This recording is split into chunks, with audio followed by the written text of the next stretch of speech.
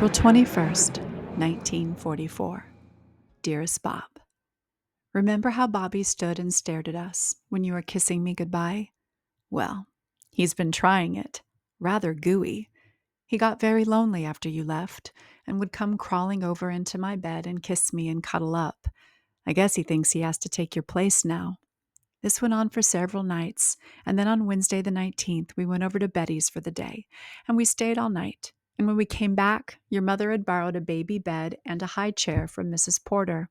So we took out the other twin bed, and now we have more room. We had a nice time at Betty's, and we had a big gab fest, talking about our in-laws, etc. Bobby got scared and cried when Jody screamed. As soon as he doesn't get his own way, he throws himself on the floor and screams bloody murder. Betty was telling me all about her married problems, and your parents don't know it, but she filed for divorce in Washington just before they came out here. They each had their own lawyers, and Joe didn't have a leg to stand on. It came up in court, and it would have been granted, except just at the time that they passed a law that a woman couldn't divorce their husbands if they were in uniform without their consent. So, when they went on the final day, Joe wouldn't sign the papers, and that was the end of that. This is all just between you and me. Joe is evidently leading a gay life, and Betty offered a letter that was for Joe from a widow in San Francisco with snapshots enclosed. She has a lot of complaints, and she almost had the divorce, so I suppose the right is on her side. Our life has been a bed of roses compared to her tale. We have gotten along pretty well, haven't we, Blue Eyes? Pat on the back. Yesterday, your mom and dad went out, and I listened to some good dance music while meandering around a couple blocks with a Pepsi Cola. I went to church last Sunday, because if I didn't, I guess they would raise the roof. Dear Lone Bug, gee, I'm sorry I wasn't home when you phoned.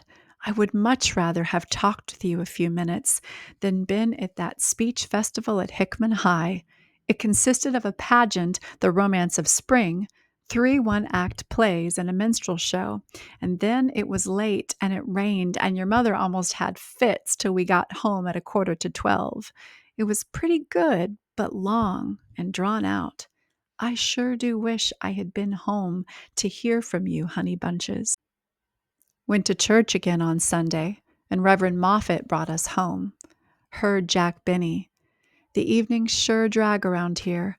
I get so sleepy. I go to bed around 9 o'clock. Sometimes I read a little bit of While Rome Burns. Tonight, I had a really good time. Betty had a little bridge game and asked some young people who also had babies, and we had a lot of fun. She served a nice devil's food cake and coffee. I had a Coca-Cola. All women, and one of them brought me home.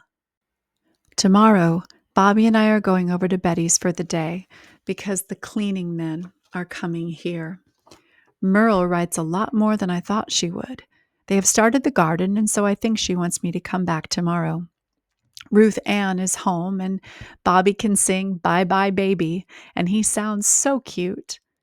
In the morning, when he gets awake and hears the birds, he says, "Tweet, tweet." I am writing this in bed with the light on, and it's waking up Bobby, so I must stop and put him on the toilet. Thursday evening. Well, he went, and then I left him in my bed a while to cuddle up. I wish we could. And I sang to him, and so off to the land of Nod. Wednesday, we spent over at Betty's, and the night too, and part of today. I was given some more gruesome marriage tales, and she says there just isn't anything between her and Joe. Maybe when he comes back, they can try over on a clean slate. He writes to her frequently and mentions that he dates English girls. I'm sure glad I've got you, darling, and we've had a happy 4 years, haven't we? I love you so very much, Bob. I feel so sorry for Betty. Of course, some of it's her fault, but I guess they just don't work well in the double harness. The robin came around the other day, and everything in New York is revolving around Bill's coming marriage, June 12.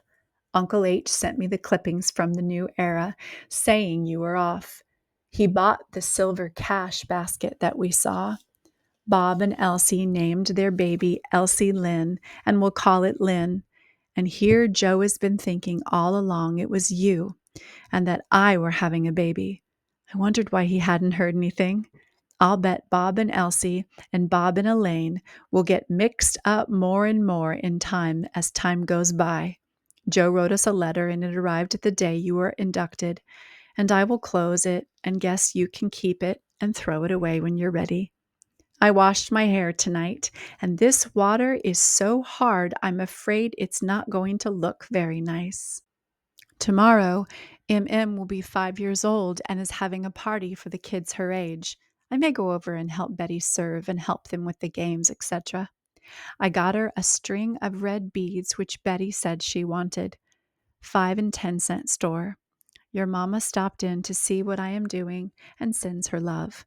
I am writing in bed again.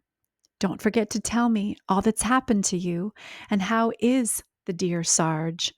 Are you tired? Maybe the Sarge will come in and massage your back, etc. Yeah, man. Tisk tisk. I am enclosing the snaps we took, although I don't think they are any too good. I must say night night now, dear, and send you all my love while it is just oodles. April 28. Hello again. I found a 1938 quarter for your collection. Darling, your letter came this morning just as I finished hanging up Bobby's 22 diapers. Today is a nice sunny day, the first in weeks.